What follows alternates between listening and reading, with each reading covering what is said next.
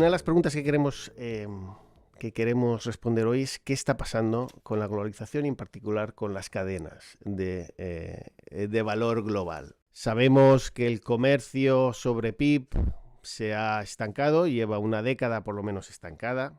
Sabemos que la proporción de exportaciones sobre PIB en China también lleva más de 2 décadas bajando, como era de esperar.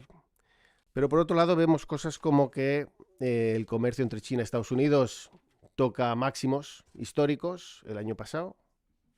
También vemos como en cambio el comercio en servicios y sobre todo los servicios digitales siguen creciendo a buen ritmo. Hablamos con algunos directivos que pasan por esta casa y nos dicen que están replanteándose la cadena de suministro, desdoblando proveedores, buscando alternativas a sus proveedores en China.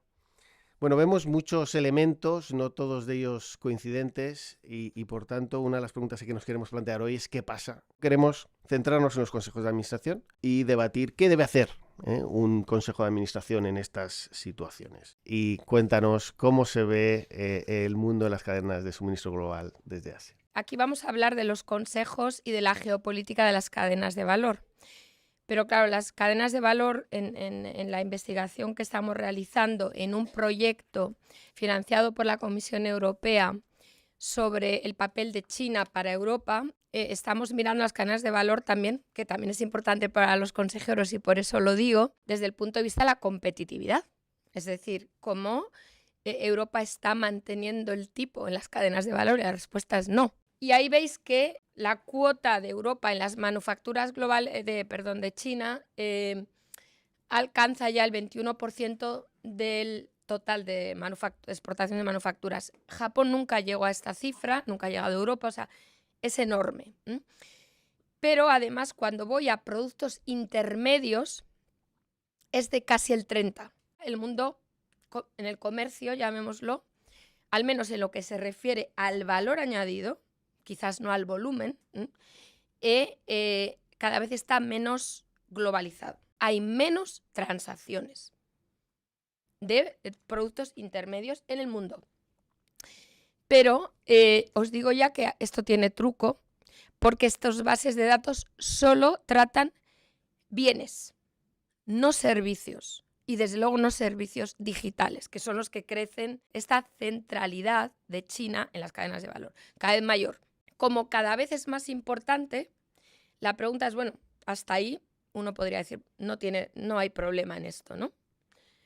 China es cada vez más grande, exporta más, ¿por qué no? No, el problema es que esa centralidad de las cadenas de valor, China la desarrolla de manera asimétrica. En algunos productos es brutal, 90% de las exportaciones en valor. Y crea dependencias críticas. Y esto es la clave. O sea, cada vez que tienen un control suficientemente importante de un material crítico absolutamente clave para la producción de un tipo de energía verde, ellos pueden, digamos, abrir el grifo o cerrar el grifo. A esto yo le llamo dependencia estratégica. Entonces, la pregunta es ¿qué pueden hacer las empresas? ¿Qué pueden hacer las empresas? Es decir, que China nos haga algo, lo que sea, porque igual no hemos llegado a un acuerdo, no sé, o lo que sea, algo con Taiwán o algo, no, cualquier tipo. Y China contraataque con estas dependencias estratégicas. Este es el obvio, pero no es el más importante. Es que aunque no pase esto, hay un riesgo inherente, obvio, en depender al 100% de un solo país. Entonces, obviamos el riesgo más evidente, que no es, que es casual, que es sin quererlo. Y añadiría uno muy importante, sobre el que también estamos trabajando, porque me parece una pregunta que en Occidente no nos hacemos. ¿Puede China producir suficiente energía verde para todos? Es decir, que yo creo que tenemos que pensar también en otro tipo de problemas que no sea solo nos van a cortar el grifo, sino realmente que no puedan evitarlo, en resumen. Y ya aquí acabo. Bueno, cadenas de valor, empecé diciendo que hay un tema de competitividad y que no iba a hablar de él. Centrándome en la geopolítica, son altamente geopolíticas. Segundo, la centralidad de China crea estas asimetrías y dependencias estratégicas que cada vez son más evidentes, especialmente en energía verde, pero no solo, ¿eh? Habría que hablar del proceso de digitalización, 5G, en fin, me he centrado en esa, pero podríamos hablar de otras. Y es en toda la cadena de valor, en la extracción, en el refino, en las patentes, en las manufacturas. Y además hay este tema de los 2 ecosistemas, o sea, ellos están en nuestra... por eso exportan 90% de paneles solares al mundo, sus paneles solares siguen nuestros estándares. Pero si un día es necesario, cada vez tendrán otros estándares, en el caso en el que haya algo en esos estándares nuestros que les cierren el paso. Ese es el punto de los 2 ecosistemas. Y cuanta más alta sea la tecnología, en inteligencia artificial esto es evidente, se ha creado, lo llaman AI Global Governance, dentro de la legislación que ha salido de la última cumbre de la Ruta de la Seda, justamente para crear esa alternativa. O sea, es evidente, lo que debemos ver o no ver, pero esto está ocurriendo. Y además nosotros mismos ponemos ruedas a nuestras empresas, palos en las ruedas, como el tema de valores humanos, como el tema de sanciones. Necesarios o no, no entro, pero el punto es que además hay esto, además de la centralidad de China. Y por tanto, pues claro que cualquier empresa, hablo del caso de hasta una que haga servicios financieros, en mi caso, pues claro que el consejo la mitad del tiempo está hablando de esto, normal, porque aunque no estés en la cadena de producción te afecta indirectamente, reputacionalmente si operas en China, o como ventaja comparativa si no lo haces. La primera reacción es, como europea, obviamente una enorme preocupación. Yo creo que Europa ha tardado en entender cómo estaba cambiando el juego. Ha sido un poco naif, o no sé, hemos tardado, ¿no? Yo creo que los cambios en las cadenas de valor, hay 2 tipos de cambios que se están viendo. Unos, los de larga duración, los estructurales, que es lo que nos estaba contando Alicia, y que tienen que ver con China, pero también, luego volvemos a eso, está la emergencia del Global South. O sea, hay un conjunto de países que piensan que pueden jugar un papel muy diferente en un mundo multipolar. Y que por tanto están emergiendo en de diferentes maneras para jugar este papel. Y luego están los cambios de shocks de corto plazo que a veces tienen efectos a largo y a veces no. El más evidente es la pandemia, que yo creo que fue un wake-up call desde luego para toda Europa. Nos dimos cuenta de las enormes dependencias desde muchísimos puntos de vista y de lo que pasa cuando las cadenas de valor sufren, o lo que está pasando ahora con los conflictos en el Mar Rojo, ¿no?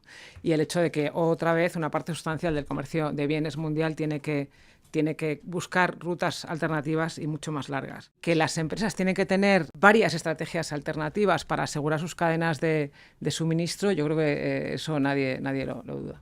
Bueno, pues muchísimas gracias, un placer estar aquí, y yo añadiría lo que dice Belén, todo eso es caro. O sea, eso es una primera conclusión que desde las empresas vemos. Todo este desacoplamiento, esta desglobalización supone ir pasos hacia atrás de lo que llevábamos construyendo durante décadas, que nos habían hecho tener unos niveles de competitividad que, decía Alicia ahora, están viéndose claramente afectados desde hace mucho tiempo. Con lo cual, lo primero es que esto impacta en los márgenes. Esto supone un reto de gestión. Como reto de gestión se le dan soluciones de gestión, que normalmente esas soluciones de gestión han tenido que ver con dónde abarato. ¿Dónde abarato? Pues fabricando en sitios donde es más barato fabricar. En China hay una estabilidad, hay un plan, hay una hoja de ruta. Y esa hoja de ruta supera los mandatos de los diferentes líderes del Partido Comunista y desde luego de las administraciones que lo rodean, que no son, aunque personalizamos mucho, pero son totalmente colectivas. Son decisiones absolutamente de país, no son decisiones de iluminado. Entonces, yo creo que eso es una cuestión que tenemos que entender, que es que hay que conocer a tu antagonista, como en el ajedrez. Y en el antagonista que tenemos delante, tenemos un antagonista que tiene un plan.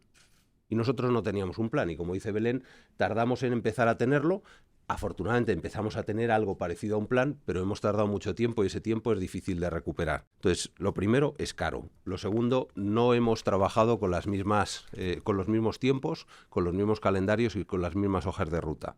Y lo tercero, yo creo que hay muchas de esas cosas que se están viendo hoy como factores limitantes, en los cuales estamos viendo pues que efectivamente nosotros hemos deslocalizado en algunos sectores, como alguno de los que conozco como el automóvil. No se ha deslocalizado, se ha relocalizado y localizado cerca.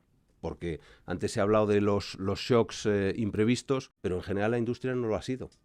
Y ahora estamos llegando tarde a descubrir que esto es algo que teníamos que haber cuidado y que como un jardín se nos ha ido marchitando. Que hablemos ahora de autonomía estratégica a mí me parece bien, me parece tarde, pero me parece bien, me parece mucho mejor eso que dejar caer la toalla y decir, bueno, pues ya está, que no me duela mucho. O sea, que eso es más o menos la experiencia que llevábamos teniendo durante años. Efectivamente, ahí hay una decisión que tiene que ser regulatoria. Creo que las barreras no tarifarias como las que estamos intentando imponer con algunas legislaciones que básicamente lo que están intentando es marcar quiénes son los buenos y los malos en el mundo con unos criterios casi morales, pues está muy bien, porque estamos convencidos los occidentales de que eso es la manera correcta de fabricar y de producir, pero tenemos que ser, no tenemos que ser naif, no es la manera en que otros juegan. Y yo en otro sector que conozco un poquito, como es el aluminio, claramente los competidores son uno chino y uno ruso. Bueno, y en los consejos de administración, ¿cómo se abordan estos temas? ¿Qué tipo de estrategias o qué tipo de métodos usáis para aseguraros de que estos temas se traten? Pues yo diría que, primero, efectivamente, de la geopolítica siempre ha sido, o sea, en el momento en que estás, y yo he pasado por varias multinacionales, la geopolítica es natural. La diferencia es que ahora la geopolítica es mucho más ruidosa que hace 7 años, ¿no? Donde antes la geopolítica era lateral, digamos, y ahora se ha convertido en un elemento central. Hay dos planos muy diferentes, lo que una empresa puede hacer y lo que, como bien decía Miguel, los reguladores pueden hacer. Y yo creo que son dos planos muy diferentes. Y como empresa, una de las funciones que tienes es intentar explicar cuáles son los retos básicamente para Europa y qué es lo que crees por dónde crees que los reguladores tienen que ir, sobre todo los reguladores europeos. A mí una cosa que me está llamando la atención probablemente desde la pandemia, es el grado de inconsistencias que uno ve, ¿no? Yo creo que Europa tiene que decidir qué quiere y tiene que decir cuál es su prioridad y cuál es lo que no es su prioridad. Y vamos a ver, este año tendremos elecciones europeas, habrá un nuevo Parlamento, habrá una nueva Comisión y yo creo que aquí veremos por qué optamos, ¿no? como europeos. O sea, que hay países que se están posicionando activamente como en esta redistribución de las cadenas de valor yo soy amigo. Entonces, ven a mí y entonces yo creo que Europa tiene que pensar qué papel quiere jugar en esa, o sea, qué relocalización queremos tener en Europa, y los europeos tenemos que entender el precio que tiene, o tenerlo o no tenerlo, pero algún precio pagamos. Por no tenerlo pagamos un precio y por tenerlo pagamos otro, y tendremos que elegir qué precio pagamos. Yo pocos consejos para los consejos, pero uno es que tienen que ser más diversos, no solo en género, que está muy bien, pero tienen que ser mucho más diversos en experiencia internacional, en experiencia sectorial, en exposición a diferentes mercados. Pero los consejos, como faro, como faro guía, que tiene que decirle a los ejecutivos hacia dónde hay que empezar a mirar, yo creo que tienen que decir, hay que mirar más allá de la Unión Europea, desde luego, y hay que mirar más allá de China también. Y empecemos a pensar en descubrir en el mundo académico, en el mundo institucional, en el mundo político, en el mundo empresarial, quiénes son esas personas, esas cabezas, porque esto va de cabezas, no va de cuotas. Entonces, ¿quiénes son esas cabezas que sumadas alrededor de una mesa nos pueden hacer ver cosas que a lo mejor el día a día no nos deja ver, y que los árboles no nos están dejando ver el bosque? Me di perfecta cuenta de que Estados Unidos entendía la politización de los consejos en el ámbito transfronterizo y de la importancia que es tener una política sobre esto. Y era lo que quería decir, que necesitamos la diversidad, pero tenemos que entender bien el entramado de la realidad, digamos, geopolítica y de la fuerza del Estado. Entender que incluso los consejos, no solo las cadenas de valor, se están geopolitizando. Lo que la Unión Europea necesita a veces es mirar para arriba y saber que algo que está por encima nos da una excusa para decirle a cada uno que no vaya a la suya. Europa necesita algunos instrumentos de gobernanza superiores al marco europeo, porque si no el marco europeo tiene riesgos de fragmentación también. Todo esto que hemos hablado, ¿cómo afecta a una empresa mediana y pequeña? Sí, le importa, en la medida en que los grandes tractores de esas empresas normalmente son las grandes empresas. O sea, las grandes empresas traccionan a muchas otras y lo hemos visto arrastrando proveedores. Antes mencionabas el sector textil. El caso es enormemente llamativo de empresas que han nacido en Galicia y hoy están por todo el mundo porque siguen a un gigante que nació en Galicia. Yo creo que clarísimamente, ¿no? Al final las empresas son parte de un entramado mucho más grande y hay una interdependencia evidente. O sea, yo creo que esto es importante para toda la cadena de valor, que de hecho es de lo que estamos hablando. Yo no creo que sea solo las grandes, ¿no? Por todas las razones mencionadas. Bueno, estoy de acuerdo y voy a hacer un ejemplo brevemente, que es justamente el tema de la localización, ¿no? Yo creo que les importa mucho, pero no veo cómo las empresas pequeñas pueden hacer frente a esto, ¿no? Porque claro, yo soy una empresa grande y voy a China porque si no, la de al lado va y si no me perjudica el índice, tal, y me voy. Y me piden que me localice y voy. Pierdo mis proveedores. Pero es que si China viene a Europa, no pierde a sus proveedores porque no les obligamos a localizar. O sea, no hay ninguna reciprocidad. Entonces China trae a su reciprocidad. Entonces, claro, si alguien no defiende los intereses de estas empresas, es imposible que puedan, porque la empresa grande no le queda otra que localizar. La empresa pequeña no tiene opción de pedir esa reciprocidad. Y acabo diciendo que hay una cosa que se llama, casi nada, los 10.000 pequeños gigantes chinos. De esto hemos escrito un papel, da miedo. Bueno, estos son subsidios brutales a las pequeñas empresas, de las cuales ya 1/3 del índice, o sea, del conjunto del índice Shanghai, Shenzhen, etcétera, son ya estos pequeños gigantes que que han salido a bolsa, que cubren todos los sectores, digamos, relevantes de las pymes relacionados con el plan Made in China 2025. O sea, lo que han hecho es primero las grandes empresas y ahora han bajado a las pequeñas empresas y las ayudan a financiarse hasta que salen a bolsa. Este es el plan. Cuando ves las cifras es que es brutal, porque eso es competencia directa, porque esas empresas ayudan a las nuestras localizadas, pero además ya compiten en terceros mercados con las nuestras pequeñas directamente. Entonces, a mí me parece que esto es clave, o sea, que claro que les tiene que importar y que tiene que haber un plan para pequeñas empresas para evitar que esa localización o esos subsidios les afecten, les aniquilen. Voy a acabar con una buena noticia. Qué bien. Que es que, gracias a Dios, toda esta política industrial de China es absolutamente ineficiente, cuesta una fortuna y no les va a ir bien. Lo digo, a ver, parece... No, parece la bomba, que es que yo entiendo... Es que he dicho, Dios mío, o sea, esto tengo que decirlo porque, claro, si no... Quiero decir que cuidado con copiar esto, porque aunque deberíamos de estudiarlo y copiar lo que funciona, que lo hay, no lo podemos copiar todo, que es este otro riesgo que estamos corriendo ahora. Porque la falta de ayuda a los individuos les está llevando a un problema brutal que es la sobrecapacidad social.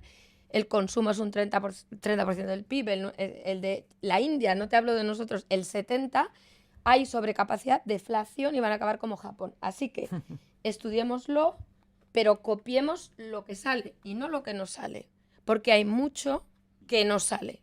Y eso yo creo que aunque tengamos que apoyar a nuestras empresas, lo hagamos de una manera más eficaz de lo que lo hacen en China.